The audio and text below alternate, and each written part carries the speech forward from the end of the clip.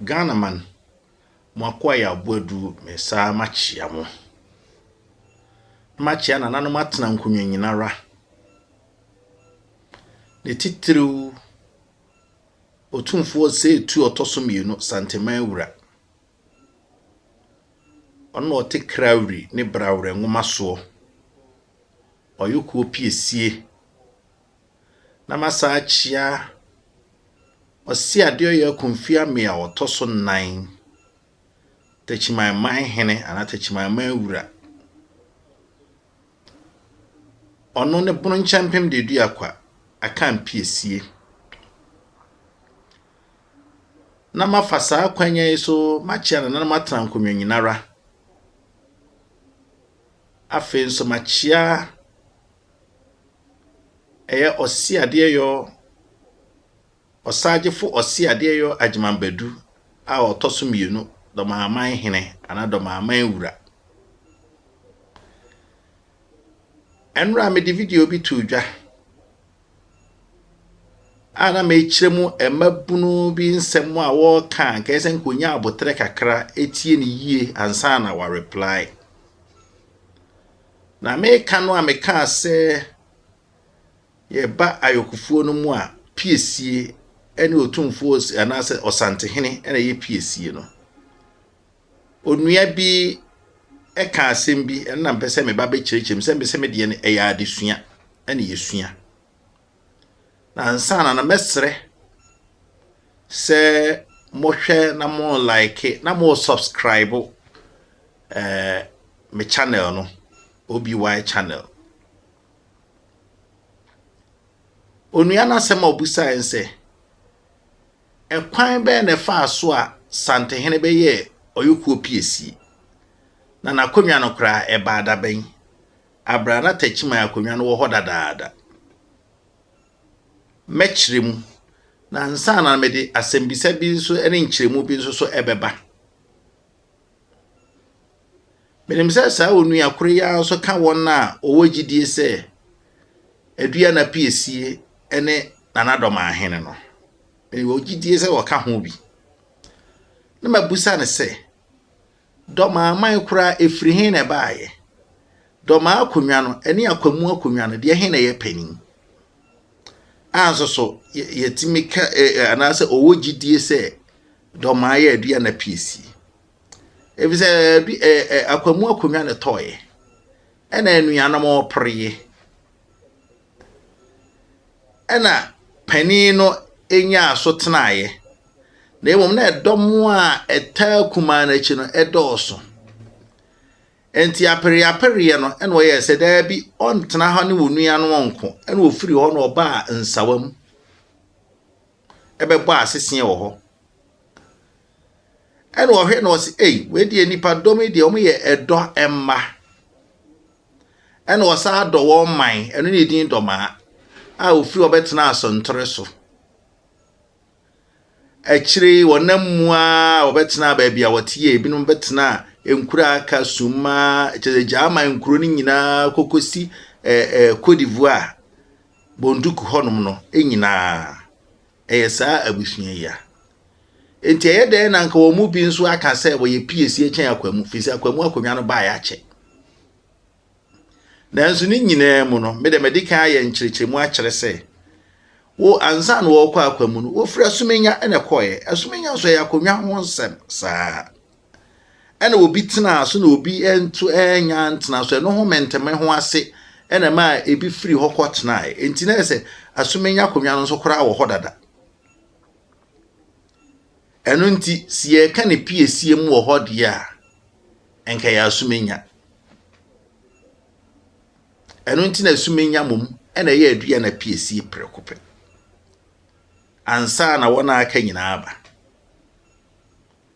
bio ye de ba Asante hene akonwa na mpo akonwa na twum ne antwi na krobia manfi no motena so ewa asumenya area honom ne kokofu honom no biem honom enya sa akonwa no mpo sa akonwa no an wode ba akwa aman a na oti akenten etena so kwa aman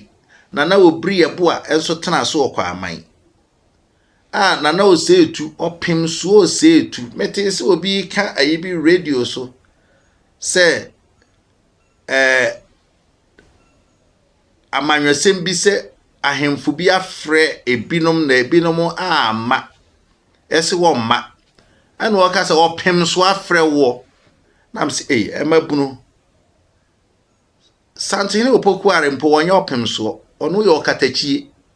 ohene bia wona bodin vise e woni a woye eye bi nti opim so ni gina mo se etu Asante o se etu edi kan ena ye opim so enti yenye o se etu otoso mienu a ono so ye opim so enya Asante hene bia na de opim so na emo otumfo ne de ye won nyina title enti nye ohene bia na ye opin so mamemra ni nyina mpo no wo beduru kwa aman no sa konwa na obri ye bo atena so no ekire enya no so na opim so se etu tenaye otena so bi nanso okomfo no che bo akonwa soronko ema opim so se etu ene ono ankasa ne ho a wode amoa mpon dua ena enwene ye sa amoa mpon no eno nti ye wo osetu amoa mpon ena Asante hene te so ene ye sa wo komfo anoche amoa mpon ano so aguna hene ete so sa na ayonkofo no nko ana te sa akonwa no so Asante mem amoa mpon dua eno achi ansana golden stool no so eba enti golden stool ne bae na ahemfo na owo nkonwa nyina wakyekere esie no ema golden stool ne be ye pani na buza se golden stool ne ba amre ben eba 16th century and 17th century honum 1690s ho enti nkano na nke de ka dia nke be ka senka eba ye nchesa afi ne nam 400 years mu na nke nam nanso so enya no na ema obi ye piesie de ema obi ye piesie na medikan akyerekere mu da de edikan ye wo kane a wo ye piesie nanso piesie yo no etimi firi wonsa ekodi obi nsa Yakọ Bible mu a Jacob ene Esau hwan ye wo ne kane eye Esau enti tresem kire se Esau ena eye panin ono na eye piesie menim se wokọ akanma mu baabi bebre so ho baabi wo ho a se oba tachiman ene ne potamu baabi wo ho a de ebe wo ne kane no ono eye kuma nanso me the Bible mu de ene baabi bebre so de na ka asem Bible mu de wo abeba kane no wo na oye panin eno nti Esau ene nke ye panin Jacob na nkasa asechire na ntinkurafo che se mra Esau ba na Jacob kura Esau 19 enti Esau bae na ena Jacob nso so bae a na se na okura Jacob Esau 19 ena obae nanso bibi hunti Esau ton aduane hunti Esau ton ne pani ma Jacob enti na wo ba de oye piesie wa wo mienu mu a eye Jacob eno nti ye kan bia se Jacob ene Esau adidie no mpokodi Jacob ho sa enetie enti oba kan mu a se obi ni obi kun na odi ne so a anase wo kofa no a se mpokane na obi na ye piesie mpa ne piesie yo no oje ene ye nyina nso yenim se ekun bi beda okatachi opokuare ene onwa ne busuani ni nua ne wofa ne bibia nana kwachi ameaw entem eno ene ma tachiman sa ase bebre enu bi ana baby a ye na hinkuro mpa ye bono manso no ekodi nkuransa ho no sa ntokwa no okatachi opokuare ekofai enti eno ma sa di bre no se mponente sa esesan bio wonyina afrifie baakum nanso wo ba no bi anam ne kwan abakose mpo kire se ayokofo na wokotena kumase no mfitiase no wo fa ekofa asi akwanom nyinara enti eno no ema ye ntimi nyina so nka ne pure se bonoman so ebetena ase ansana friend say kwa amanfo no so eba mpom ha nanso so efa ahenye mu nsem de bonoman so kingdom no was established before kwa amanfo no so ebetena ene kwa amanfo ko en kwa na makomfo mpo ewo ho na makomfo ma won ba ebitena e na kire no wo kofa makomfo no e de makomfo no be hye wo mu ene nkura atwa ho ahia ne bi eno nti menuanom ana menua Kojo Amoah die etie no eno nti na se mebeyi video so akyerewo se mpo wo mienu nyina ahia mpo a tachiman hene agitum se ne panin ne nua panin ene Asante hene ena Asante hene so gitum se ne nua kuma ene tachiman hene enye age mu nemum eye sa piesie esem no ena woka bio emre bibi no mo ye video bi na woka se Asante hene efa golden stool efri boyem eno na Asante hene yusu ebi nso se jama dinkrade ena Asante hene yusu ebi nso se denchirafo de ena Asante hene yusu ti golden stool na ho ne free no kure wo mnie golden stool ne bai ansana Asante ne denchira ekoko efise ntim jakarimpo press won fa golden stool na wanya no na ono na wo se wotena golden stool no efise won nyina won wura no no na nye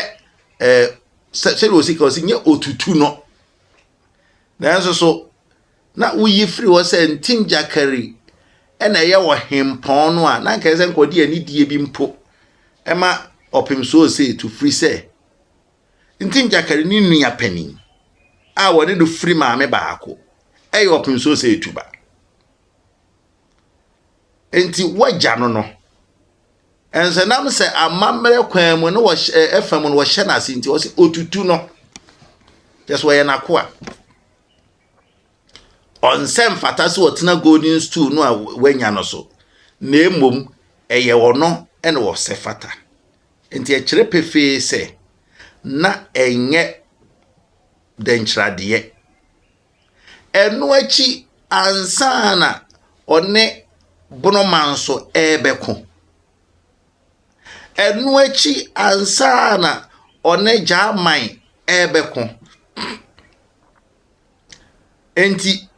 bibia ensansem a ekase golden stool no a wo use no efri ha no enye no kore efri se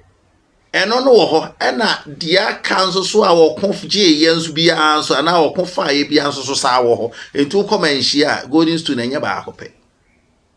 bio dakoro bisu menua prince aka asemi se abrofo no baaye no wo be fa golden stool no koi enye no kore prince say ye no kra enka emra wo beche na prempe koye na after say Garnet Worsley war say guarantee war a okoshi kumase hye ayimfie ni nyina echi wo ye say wo si foforo ama won but na rekord ni nya nru ho wa wo de na mensa bonsu si ade so esi esikadwa so ekun na chi o wodi nana mensa bonzu si esikadwa so de nana kwa akudua nom esisi so e de nana prempe the first esi so abrofo no ba obeche prempe the first ko eri nyina echi wasa ba se wo kwa akofa golden stool bi gwa no ne hia won menim se wate asema o si etu atobare every say wodi ka the golden stool ko sie wo bare ana menim se wate asem kwa metua edin kwa metua kwa metua kote etu o kira abrofo no ba bia golden stool ne hye eno na wo kwa etu to wo bare fi say na afrane wa na wo ye adweso hema antena ho say wo mefa wo ma golden stool no so free wo de ko hye abuabuja aguna wiamuase echi abuabuja enu echi entokwa no echi ena odi golden stool no baaye a eno kura asemba ho anti wo chi enipa bi edi wo asem say adenti na wode won sakoka golden stool no wo kwan bone bi so eno na wodi asem na wanku on te se dia kanen ka wo ye no a ni nyina aka ma abrofo no ho se ene Asante man asesa ene mo yemfa won hene enkoma won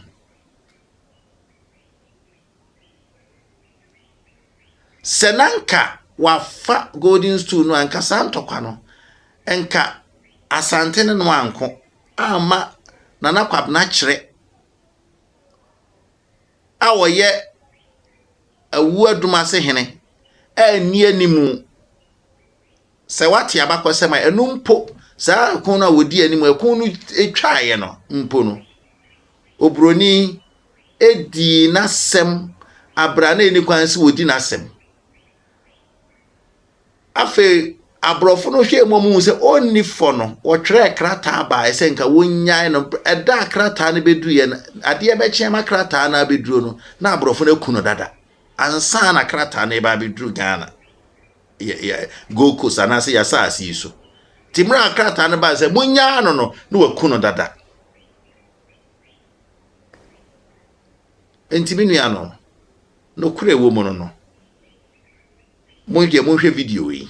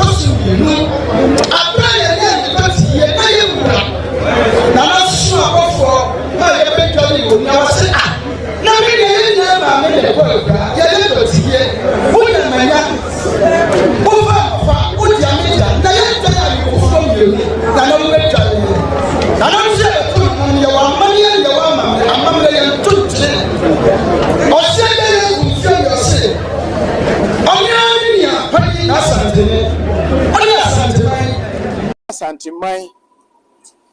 nipa baako anya hwee no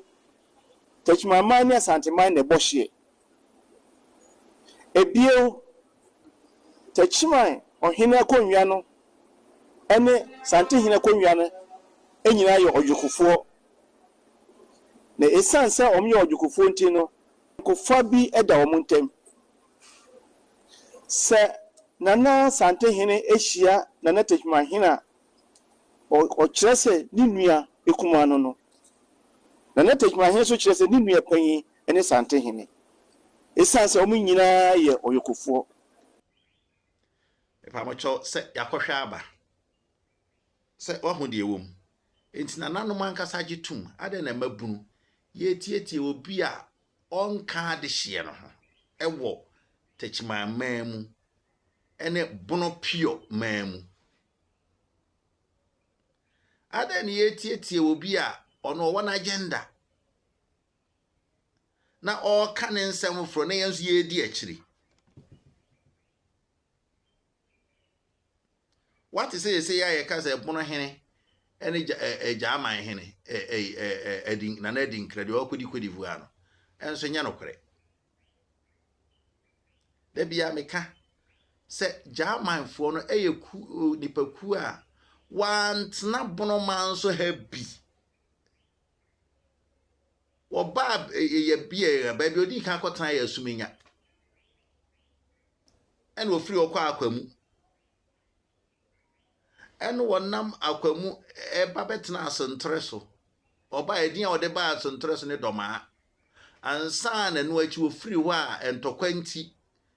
emra wokọ atake kwa aman ene nkuro bi atwa ne ho ahia a wokum ana wo ma nana obriye bo a eto anananom nana dwam na kenten a no yo ofen so hini eto anananom